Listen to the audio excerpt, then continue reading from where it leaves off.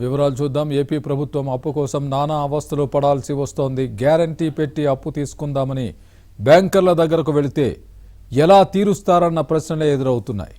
3,500 కోట్ల రుణం పొందేందుకు బ్యాంకర్ల దగ్గర సర్కారు ఆపసోపాలు పడాల్సి వస్తోంది.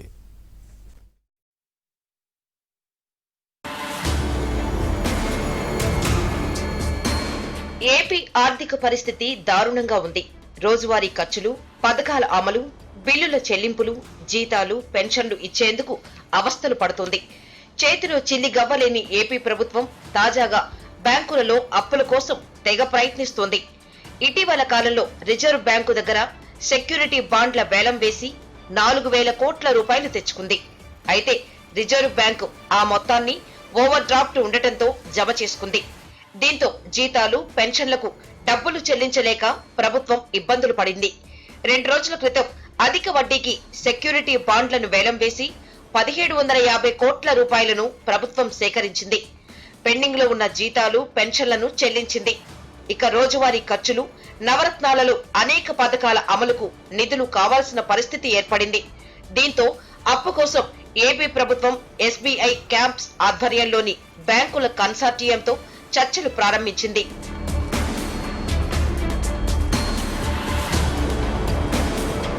ఏపీలో నవరత్నాలు కార్యక్రమాన్ని అమలు చేసేందుకు 25,000 కోట్ల రూపాయల వరకు రుణం అవసరమవుతుందని ప్రభుత్వం భావించింది. దీనికోసం రాష్ట్రాభివృద్ధి సంస్థను ఏర్పాటు చేశారు. మద్యంపై ఎక్సైజ్ డ్యూటీని పెంచి అదనంగా పెంచిన మొత్తాన్ని రాష్ట్ర అభివృద్ధి సంస్థకు బదలాయిస్తున్నారు. అయితే ప్రభుత్వాలు మారినప్పుడు ఎక్సైజ్ విధానం మారితే ప్రభుత్వానికి ఆదాయం లేకుండా పోతుందని, అటువంటప్పుడు తాము ఇచ్చిన రుణానికి హామీ ఎవరిస్తారని బ్యాంకులు కన్సార్టియం ప్రశ్నించింది. ఇచ్చే రుణంలో 10% విలువ కలిగిన ఆస్తులను రాష్ట్రాభివృద్ధి సంస్థకు బదలాయించాలని షరతు విధించింది. దీంతో విశాఖపట్నంలోని కలెక్టరేట్, తహసీల్దార్ కార్యాలయం, మరో 213 ఎకరాలను రాష్ట్రాభివృద్ధి సంస్థకు బదిలీ చేశారు. గత ఏడాది 18,500 కోట్ల రూపాయలు రుణమిచ్చిన కన్సార్టియం ఈ ఏడాది తాము విధించిన షరతును అమలు జరిపిన తర్వాత మరో 3,500 కోట్లను మంజూరు చేసింది. ప్రస్తుతం రాష్ట్ర ప్రభుత్వం దగ్గర రుణం తీసుకునేందుకు ఎటువంటి ప్రత్యామ్నాయ మార్గాలు లేకపోవడంతో మరో 3,500 కోట్ల రూపాయలను రుణంగా ఇవ్వాలని బ్యాంకుల కన్సార్టియంను సంప్రదించింది.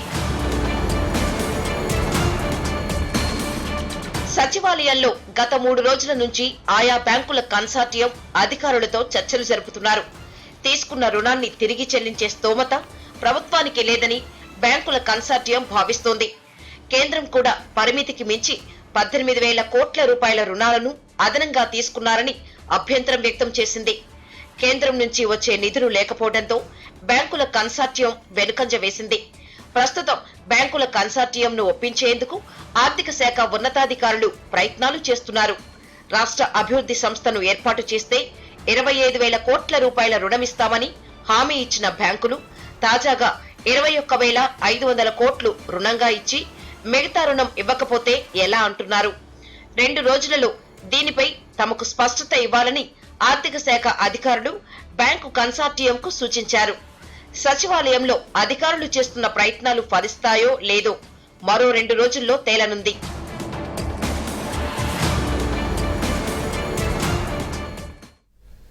ప్రభుత్వ ఉద్యోగాల ఖాళీలపై లెక్కలు ఎటూ తేలక గందరగోళం పెరుగుతోంది. ప్రభుత్వం 56,900కు పైగా ఖాళీలను చూపుతోంది. పీఆర్సీ ప్రతిపాదించిన లెక్కలు మరోలా ఉన్నాయి. 191,000 ఉద్యోగాలకు నోటిఫికేషన్ ఇచ్చే వీలున్నా ప్రభుత్వం తప్పుడు లెక్కలు చూపుతోందని నిరుద్యోగులు గుస్సా అవుతున్నారు.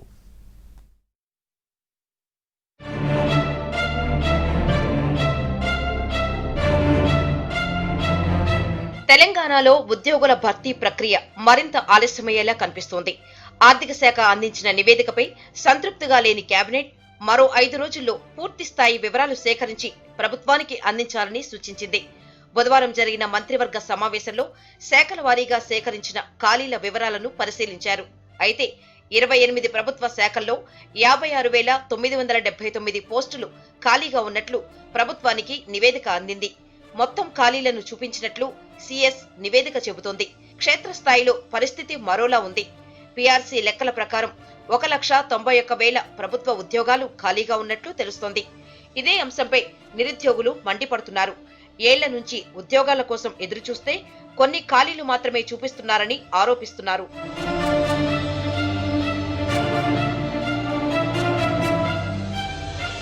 ఈ ఖాళీల వ్యత్యాసంపై విపక్షాలు సైతం ఆగ్రహం వ్యక్తం చేస్తున్నాయి. పీఆర్సీ నివేదిక ప్రకారం అన్ని డిపార్ట్మెంట్లలో కలిపి మొత్తం 4,91,304 శాంక్షన్ పోస్టులు ఉన్నాయి. ప్రస్తుతం 3,178,000 మంది ఉద్యోగులు మాత్రమే ఉన్నారని పీఆర్సీ తన రిపోర్టులో తెలిపింది. ఈ నివేదిక ప్రకారం మొత్తం మంజూరైన పోస్టుల్లో 39% పోస్టులు ఖాళీగానే ఉన్నాయని స్పష్టమైంది. ప్రభుత్వం ఇప్పుడు చూపిస్తున్న లెక్కల్లో వాస్తవం లేదనే ఆరోపణలు వినిపిస్తున్నాయి. ఉద్యోగ ఖాళీల లెక్కలపై గందరగోళం నెలకొంది. ఈ లెక్కలపై అటు ఉద్యోగులకు ఇటు నిరుద్యోగులకు స్పష్టత రావడం లేదు. పూర్తి స్థాయి ఖాళీలను ఎక్కడా చూపించడం లేదనే ఆరోపణలు వినిపిస్తున్నాయి. పీఆర్సీకి తప్పుడు నివేదికలు ఇచ్చారా, లేదంటే ఇప్పుడు హడావుడిగా తేల్చకుండానే ఖాళీల నివేదికలు ఇచ్చారా అనే అనుమానాలు వ్యక్తమవుతున్నాయి.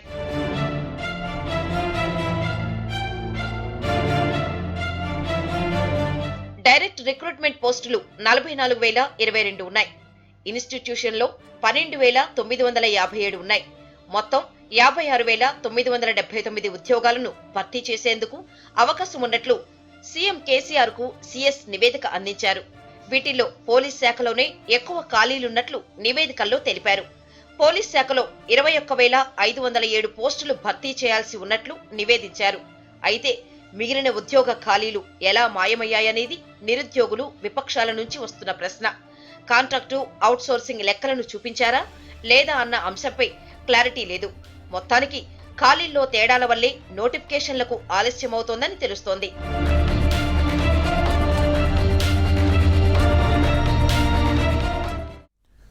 భవిష్యత్ అంతా ఎలక్ట్రిక్ వాహనాలదే. మార్కెట్లో ఎలక్ట్రిక్ బైకులు, కార్లు సందడి చేస్తున్నాయి.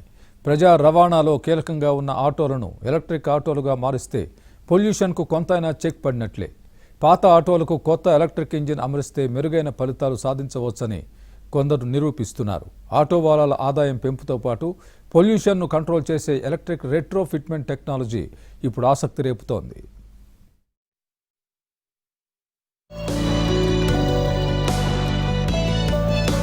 రోజు రోజుకు వాహనాల సంఖ్య ఎక్కువవుతోంది. వ్యక్తిగత వాహనాలతో పాటు ప్రజా రవాణా వాహనాలు పెద్ద సంఖ్యలో రిజిస్టర్ అవుతున్నాయి. నానాటికి వాహనాల కాలుష్యం పెరిగిపోతోంది. ముఖ్యంగా హైదరాబాద్ లాంటి మహానగరాల్లో ఎటు చూసినా ఆటోలే దర్శనమిస్తున్నాయి. ఆటో పొల్యూషన్ తగ్గించడానికి గతంలో సిఎన్జితో నడిచే ఆటోలను ప్రోత్సహించారు. ఇప్పుడంతా ఎలక్ట్రిక్ మయం కావడంతో ఆటోలను ఎలక్ట్రిక్ వాహనాలుగా మారిస్తే పూర్తిగా కాలుష్యానికి చెక్ పట్టొచ్చనే అభిప్రాయాలు వెల్లడవుతున్నాయి. మెహదీపట్నానికి చెందిన రామచందర్ కొన్నేళ్లుగా వాహన రంగంలో ఉన్నారు. మూసాపేట్ ప్రాంతానికి చెందిన అవినాష్ ఐఐటితో పాటు 2 ఏళ్ల పాటు ఎన్విరాన్మెంట్ సైన్స్ లో పీజీ పూర్తి చేసి హైదరాబాద్ కు తిరిగొచ్చాడు. ఇద్దరూ ఒకరికొకరు తెలిసిన వారే.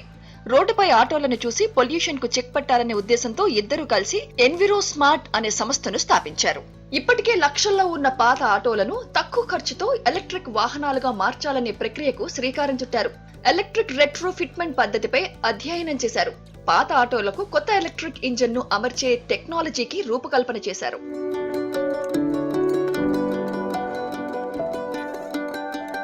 ప్రస్తుతం హైదరాబాద్ లో ఒక ఆటో కొనాలంటే పాత ఆటోను స్క్రాప్ చేసి దాని స్థానంలో కొత్త ఆటోకు పర్మిట్ తీసుకోవాల్సిందే. కొత్త ఎల్పీజీ ఆటో కొనుగోలు చేయాలంటే 2.5 లక్షలు, సిఎన్జి ఆటోకు 2 లక్షలు ఖర్చు చేయాల్సిందే. పర్మిట్ తో కలిపి 3 లక్షలకు పైగానే చెల్లించాలి. ఇక కొత్త ఎలక్ట్రిక్ ఆటో కొనాలంటే 3.5 లక్షలు వెచ్చించాల్సిందే. అయితే వీళ్లు డిజైన్ చేసిన ఎలక్ట్రిక్ రెట్రో ఫిట్మెంట్ ఇంజిన్ కు కొత్త ఆటోకు ఖర్చు చేసే డబ్బులో 60% మాత్రమే ఖర్చవుతోంది. దీంతో పాత ఆటో ఎలక్ట్రిక్ వాహనంగా మారిపోతుంది. మీకు గేర్ ఉండదు. సో ఆటో వాళ్ళు హండ్రెడ్స్ ఆఫ్ టైమ్స్ క్లచ్ మారుస్తారండి రోజుకి. సో అది దానివల్ల రిస్ట్ పెయిన్స్, బ్యాక్ పెయిన్స్, ఎందుకంటే డీజిల్ ఆటోలో వైబ్రేషన్స్ ఉంటాయి. ఎలక్ట్రిక్ ఆటోస్లో అది కూడా ఉండదు. నాయిస్ ఉండదు, వైబ్రేషన్స్ ఉండదు, స్మూత్గా వెళ్తుంది. అండ్ దానికి తోడు మీకు మెయింటెనెన్స్ తక్కువ ఉంటుంది. ఫ్యూయల్ కాస్ట్ ఇంక్రీజ్ అవుతుంది రోజు రోజుకి, దానివల్ల ఎఫెక్ట్ ఏముండదు. సో ఇవన్నీ ఎకనామిక్ బెనిఫిట్స్ ఉన్నాయి అండ్ హెల్త్ బెనిఫిట్స్ ఉన్నాయి. ఇంజిన్ మార్చే ప్రక్రియలో automobiles research association of India అనుమతులు పొందారు. ఇందుకు గాను 20 రకాల టెస్ట్లను అధిగమించి ఏఆర్ఐ సర్టిఫికేషన్ పొందారు. ప్యాసింజర్ ఆటోలతో పాటు కార్గో ఆటోలను ఎలక్ట్రిక్ ఆటోలుగా మార్చుతున్నారు. రెట్రో ఫిట్మెంట్ లో ఇంజిన్ తో పాటు క్లచ్ గేర్లు కూడా తొలగిస్తారు. కేవలం బ్రేక్, యాక్సిలరేటర్ మాత్రమే ఉంటాయి. సాధారణ ఇంజన్ తో ఆటో వైబ్రేషన్ కు గురవుతుంది, కానీ ఆ పద్ధతిలో వైబ్రేషన్స్ ఉండవు.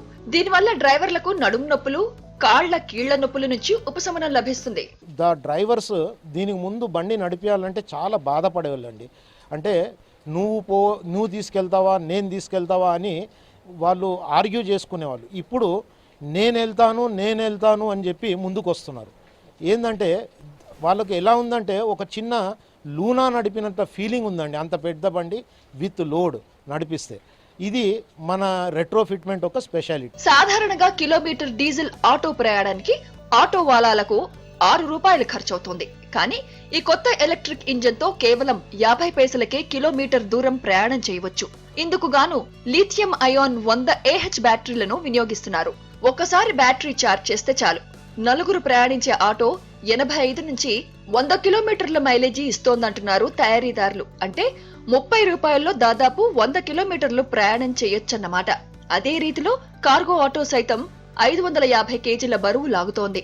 మెయింటెనెన్స్ ఖర్చు తగ్గుతోందంటున్నారు. మొత్తానికి ఆటో వాలాలకు ఆదాయం తెచ్చిపెట్టడంతో పాటు కాలుష్యానికి చెక్ పెట్టే ఇలాంటి టెక్నాలజీలు ప్రత్యేకంగా నిలుస్తున్నాయి. పొల్యూషన్కు చెక్ పెడుతూ ఇంధన ధరలను తగ్గిస్తూ వాహనదారులకు ఆదాయాన్ని పెంచేటువంటి ఇన్ని రకాల ప్రయోజనాలు ఉన్నటువంటి ఇలాంటి టెక్నాలజీను మనం ఎంతగానో ప్రోత్సహించాల్సినటువంటి అవసరం ఉంది. సో ఇలాంటి టెక్నాలజీని బేస్ చేసుకొని వస్తున్నటువంటి స్టార్టప్స్కు ప్రభుత్వం సహాయ సహకారాలు అందిస్తే భవిష్యత్తులో మంచి మంచి ఆవిష్కరణలు కూడా పుట్టుకొచ్చేటువంటి అవకాశాలు చాలా స్పష్టంగా కనిపిస్తున్నాయి. Video journalist జహాంగీర్తో Shravan, ABN Andhra Jyothi, Hyderabad. Punjab కాంగ్రెస్లో విభేదాలకు ఫుల్ స్టాప్ పెట్టే దిశగా హస్తం పార్టీ హైకమాండ్ ప్రయత్నాలు చేస్తోంది. సీఎం అమరేందర్ సింగ్, నవజోత్ సింగ్ సిద్ధు మధ్య రాజీ కుదిర్చేందుకు ఓ ఫార్ములాను ముందుకు తెచ్చింది. సిద్ధుకు పంజాబ్ కాంగ్రెస్ పగ్గాలు ఇవ్వాలని నిర్ణయించినట్లు సమాచారం.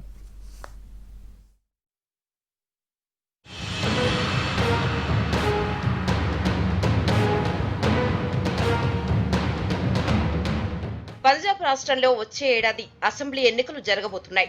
దీంతో అధికారాన్ని నిలబెట్టుకోవడమే టార్గెట్ గా కాంగ్రెస్ పావులు కదుపుతోంది. ముందుగా పార్టీలో అసమ్మతిని చల్లార్చడంపై దృష్టి పెట్టింది. సీఎం అమరీందర్ సింగ్, సిద్ధు మధ్య విభేదాలు ముదరడంతో కాంగ్రెస్ హైకమాండ్ అలర్ట్ అయింది. ఇద్దరి మధ్య గొడవలకు ఫుల్ స్టాప్ పెట్టేలా సిద్ధుకు పార్టీ పీసీసీ పగ్గాలు అప్పగించాలని హైకమాండ్ నిర్ణయించినట్లు తెలుస్తోంది.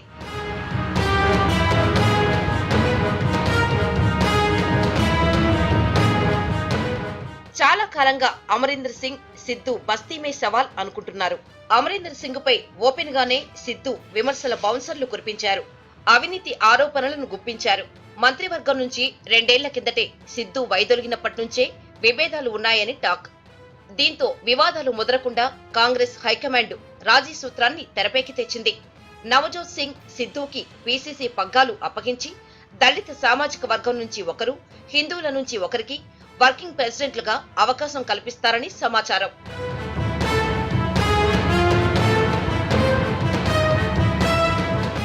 అమరీందర్ సింగ్, సిద్ధు మధ్య ఏర్పడిన వివాదం ముగిసినట్టేనని పంజాబ్ కాంగ్రెస్ ఇన్ఛార్జ్ హరీష్ రావత్ తెలిపారు. పార్టీ తీసుకున్న నిర్ణయానికి అమరీందర్ సింగ్ కట్టుబడి ఉంటారన్నారు. పంజాబ్ అసెంబ్లీ ఎన్నికల్లో సింగ్, సిద్ధు ఇద్దరూ కలిసి పనిచేస్తారని అన్నారు. మొదట సిద్ధుకి డిప్యూటీ సీఎం పదవి లేదా పీసీసీ పదవి ఇచ్చినా తాను అంగీకరించబోమని అమరీందర్ సింగ్ అన్నారు. అయితే ఆ తర్వాత కూలయ్యారు. సోనియా, రాహుల్తో మీటింగ్ తర్వాత రాజీకి వచ్చినట్టు తెలుస్తోంది.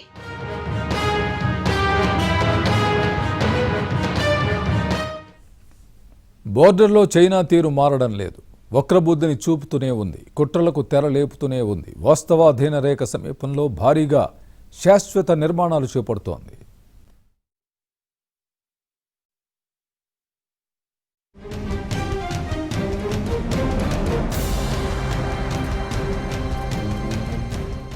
చైనా బుద్ధి మారడం లేదు. సరిహద్దుల్లో ఆధిపత్యం కోసం కుట్రలు చేస్తూనే ఉంది. ఓవైపు సరిహద్దుల్లో బలగాల ఉపసంహరణకు కట్టుబడి ఉన్నామంటోంది. మరోవైపు వాస్తవాధీన రేఖ సమీపంలో భారీగా శాశ్వత నిర్మాణాలకు శ్రీకారం చుట్టింది. వివాదాస్పద ప్రాంతాలకు వేగంగా బలగాలను చేర్చేందుకు వీలుగా కాంక్రీట్ శిబిరాలను నిర్మిస్తున్నట్టు తెలుస్తోంది.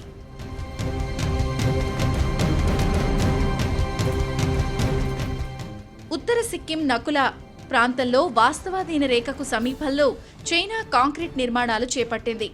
నకులా సెక్టార్లో గతేడాది భారత్ చైనా బలగాల మధ్య ఘర్షణ జరిగింది. అయితే ఘర్షణ జరిగిన ప్రాంతానికి సమీపంలోనే కాంక్రీట్ నిర్మాణాలున్నట్టు సమాచారం. తూర్పు లద్దాఖ్, అరుణాచల్ సెక్టార్ దగ్గర కూడా చైనా వైపు అధునాతన భవనాలు నిర్మిస్తున్నట్టు తెలుస్తోంది.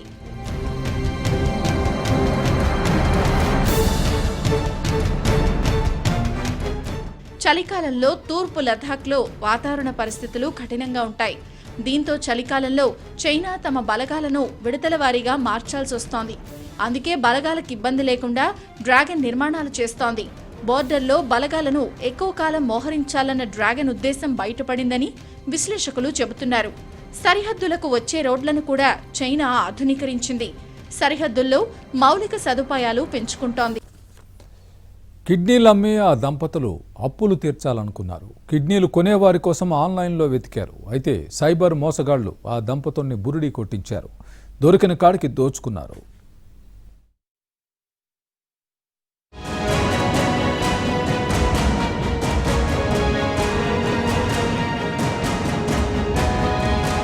హైదరాబాద్లోని ఖైరతాబాద్లో ఉండే ఓ కుటుంబం కొత్త ఇల్లు కట్టుకుంది. అయితే ఇంటి కోసం అప్పులు చేశారు. ఇంతలోనే కరోనాతో బిజినెస్లో లాస్ వచ్చింది. మరోవైపు అప్పులిచ్చిన వారి నుంచి ఒత్తిడి పెరిగింది. దీంతో భార్యాభర్తలిద్దరూ కిడ్నీలు అమ్మి అప్పులు తీర్చాలనుకున్నారు. కిడ్నీలు కొనేవారి కోసం ఇంటర్నెట్లో సెర్చ్ చేశారు.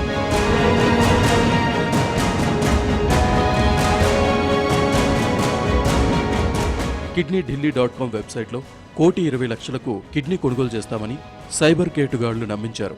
వివిధ రకాల టెస్టులు చేయాలన్నారు. ముందుగా అకౌంట్లోకి 2.5 కోట్లు వేస్తామన్నారు. ఆ తర్వాత కేటుగాళ్లు డ్రామా ఆడారు. వివిధ కారణాలు చెప్పి డబ్బులు గుంజేశారు. ఆ తర్వాత కూడా డబ్బులు ఇవ్వాలని డిమాండ్ చేశారు. దీంతో ఆ దంపతులు డబ్బులు ఇవ్వలేకపోయారు. అయితే బెంగళూరుకు వెళ్లి నేరుగా డబ్బులు తీసుకోవాలని సూచించారు. కేటుగాళ్ల మాటలు నమ్మిన దంపతులు బెంగళూరు వెళ్లారు. అక్కడికి ఓ వ్యక్తి వచ్చి నల్లటి నోట్లు చూపించాడు. అదేంటని ప్రశ్నించగా ఇదంతా ఆర్బీఐ డబ్బని, రసాయనాలతో క్లీన్ చేయాల్సి ఉంటుందని నమ్మించాడు. కొన్నిటిని శుభ్రం చేసి చూపించాడు. దీంతో ఆ దంపతులు నల్లటి డబ్బు కట్టలు తీసుకున్నారు. డబ్బును క్లీన్ చేయడం కోసమని 40 లక్షలు ఇచ్చి కెమికల్ కొనుగోలు చేశారు. తీరా ఇంటికి వచ్చాక చూస్తే నల్లటి నోట్లను కెమికల్తో శుభ్రం చేసినా ఫలితం లేదు. ఆ తర్వాత ఫోన్ చేస్తే కాస్ట్లీ కెమికల్ కొనుగోలు చేయాలనే సమాధానం వినిపించింది. దీంతో ఆ దంపతులు పోలీసులను ఆశ్రయించారు. ఎప్పుడు కూడా మనం ఈ కిడ్నీలు అమ్ముకుంటాం దాని గురించి ఈ సోషల్ మీడియాలో పర్టికులర్లీ గూగుల్లో సెర్చ్ చేస్తే కనుక మనకు ఫ్రాడ్స్టర్స్ నంబర్స్ ఎక్కువ దొరుకుతాయి. గూగుల్ అనేది ఏంటంటే ఒక యాడ్ ఏజెన్సీ. అందులో మనకు కావాల్సిన ఇన్ఫర్మేషన్తో పాటు యాడ్స్ ఇచ్చుకునే వాళ్ళ ఇన్ఫర్మేషన్ కూడా ఉంటుంది. కాబట్టి మనం గూగుల్లో వచ్చే ప్రతి నంబరు జెన్యున్ అనుకోవడానికి లేదు. చాలా వరకు ఫ్రాడ్స్టర్స్ వాళ్ళ సొంత నంబర్లు పెట్టుకొని చీట్ చేయడానికి గూగుల్ని ఒక టూల్గా ఉపయోగించుకుంటున్నారు. కాబట్టి గూగుల్లో ప్రతిదీ చెక్ చేయకూడదు. మనకి ఎంతవరకు కావాల్సిన ఇన్ఫర్మేషన్ ఎంతవరకు ఉందో అంతవరకే వినియోగించుకోవాలి తప్ప పర్టికులర్గా ఫోన్ నంబర్లకు కాల్ చేసినామంటే కనుక మోసపోయే అవకాశాలు ఉంటాయి. సైబర్ కేటుగాళ్ల వలలో పడి మోసపోయే వారి సంఖ్య రోజురోజుకు పెరుగుతోంది. దీంతో సైబర్ నేరాల పట్ల అప్రమత్తంగా ఉండాలని పోలీసులు సూచిస్తున్నారు.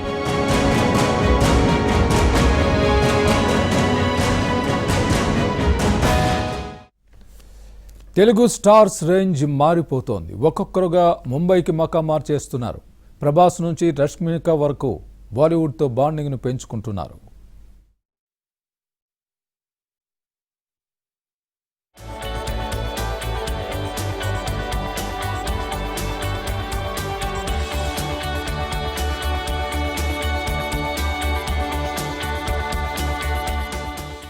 టాలీవుడ్ స్టార్స్ ఫోకస్ ఇప్పుడు ముంబైపై పడుతుంది. పాన్ ఇండియా రేంజ్ సినిమాలపైనే దృష్టి పెడుతున్నారు. బాలీవుడ్ తోనూ రిలేషన్స్ పెంచుకుంటున్నారు. అందుకు తగ్గట్టుగా ముంబైకి షిఫ్ట్ అవుతున్నారు. సొంత ఇళ్లను కొనుగోలు చేసుకుంటున్నారు. అలా ముంబైకి మకాం మారుస్తున్న వారి లిస్ట్ రోజు రోజుకి పెరుగుతుంది.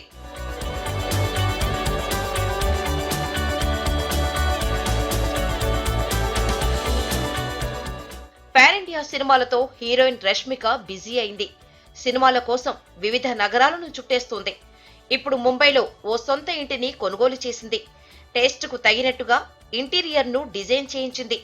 బాలీవుడ్తో బాండింగ్ను పెంచుకునేందుకే ముంబైకి మకాం మార్చిందని టాక్.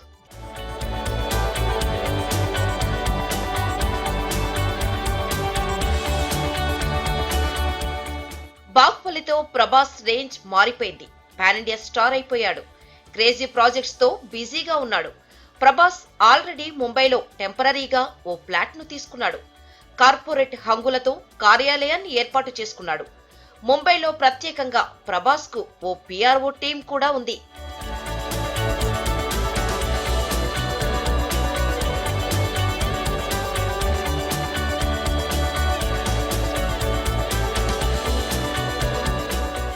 రామ్ చరణ్, ఉపాసన కూడా ముంబైలో ఇంటిని కొనుగోలు చేశారు.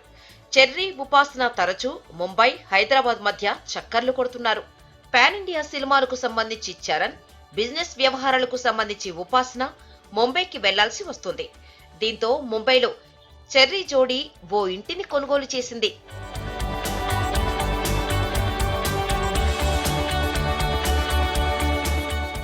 చెర్రీ, ఉపాసన బాటలోనే నాగ చైతన్య, సమంత జోడీ నడుస్తుంది. అమీర్ ఖాన్ తో కలిసి చైతు లాల్ సింగ్ చెద్దా మూవీలో నటిస్తున్నాడు. ఈ మూవీ షూటింగ్ కోసం ముంబైలోనే చైతు ఉన్నాడు. బీటౌన్ లో సమంత కూడా క్రేజీ హీరోయిన్ గా మారింది. తన బిజినెస్ ను కూడా విస్తరించాలనుకుంటోంది. అందుకే చైతన్య, సమంత జోడీ ముంబైలో ఖరీదైన ఇంటిని కొనుగోలు చేసేందుకు ప్లాన్ చేశారు.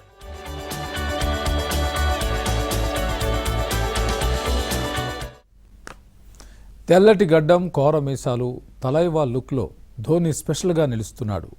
దోస్తులతో కలిసి ధోని లంచ్ చేసిన సీన్ ఇప్పుడు సోషల్ మీడియాలో చక్కర్లు కొడుతోంది.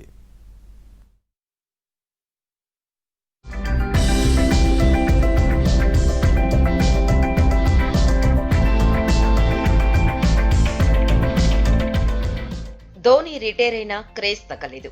మహి ఏం చేసినా వార్తలు నిలుస్తూనే ఉన్నాడు. ఇప్పటికీ ఫాలోవర్స్ ను పెంచుకుంటున్నాడు. ప్రవర్తనతో ఆకట్టుకుంటున్నాడు. That is Dhoni అనిపించుకుంటున్నాడు.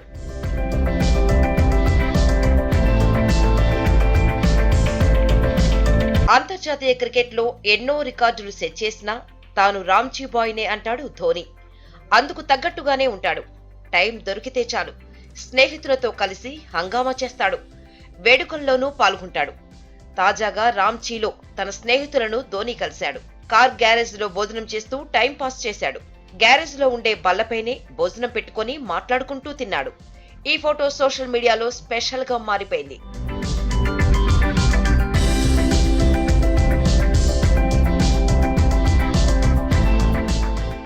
IPL 2021 season కు బ్రేక్ రావడంతో ఖాళీ టైం ని ధోని మస్తీ చేస్తున్నాడు. సమయాన్ని కుటుంబ సభ్యులు, స్నేహితులు, బంధువులతో సరదాగా గడిపేస్తున్నాడు. పర్సనల్ లైఫ్ ను ఎంజాయ్ చేస్తున్నాడు. ఇటీవలే హిమాచల్ ప్రదేశ్ టూర్ కూడా వెళ్లాడు. కెరీర్ లో ఎంత ఎదిగినా పర్సనల్ లైఫ్ లో మాత్రం ధోని సింపుల్ గానే ఉంటాడు. మహి సింప్లిసిటీకి అభిమానులు ఫిదా అవుతున్నారు. సోషల్ మీడియాలో ధోనిపై ఫ్యాన్స్ ప్రశంసలు కురిపిస్తున్నారు. అయితే ధోని తాజా లుక్ మాత్రం అభిమానులు సూపర్ అంటున్నారు. కోర మీసాల్తో మహి మస్తుగా ఉన్నాడని కామెంట్స్ పెడుతున్నారు.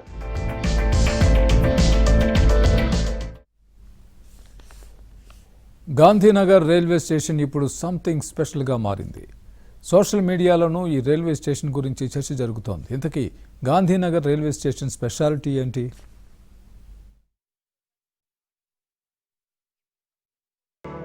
కొత్తగా నిర్మించిన 5 స్టార్ హోటల్ కు ఎన్నో ప్రత్యేకతలు ఉన్నాయి. ఇది గాంధీనగర్లోనే ఎత్తైన భవనం. ఈ భవనం నుంచి చూస్తే ప్రత్యేకమైన అనుభూతి దక్కుతుందని రైల్వే అధికారులు చెబుతున్నారు. రైల్వే స్టేషన్లో హోటల్తో పాటు హాస్పిటల్ను కూడా నిర్మించారు.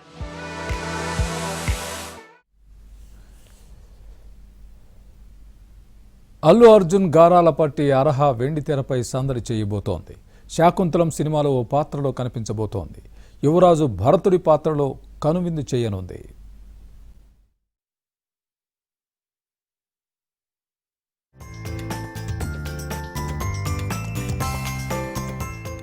అల్లు వారి 4వ తరం అల్లు అర్హ సినీ ఎంట్రీ అవబోతుంది. అల్లు రామలింగయ్య నిర్మించిన వారసత్వాన్ని అల్లు అరవింద్ కొనసాగిస్తే, stylish star Allu Arjun, young hero Allu Sirish ఆ లెగసీని ముందుకు తీసుకెళ్తున్నారు. ఇప్పుడు 4వ తరం కూడా ఇండస్ట్రీలోకి అడుగు పెడుతుంది. గుణశేఖర్ దర్శకత్వంలో తెరకెక్కుతున్న శాకుంతలం మూవీలో అల్లు అర్హ సందడి చేయనుంది.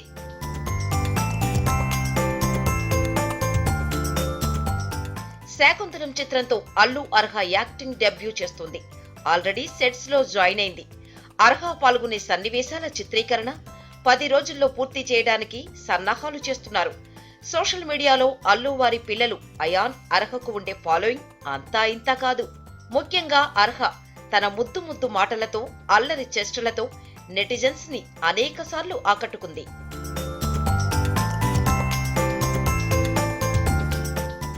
అర్హకు సంబంధించిన వీడియోలు, ఫోటోలను అల్లు అర్జున్ దంపతులు షేర్ చేస్తుంటారు. దీంతో 4 ఏళ్ల వయసులోనే అర్హ పాపులారిటీ సంపాదించుకుంది. అర్హ సినీ ఎంట్రీపై అల్లు అర్జున్ ఆనందం వ్యక్తం చేశాడు. వెండి తెరకు పరిచయం చేస్తున్న గుణశేఖర్ కి థ్యాంక్స్ చెప్పాడు.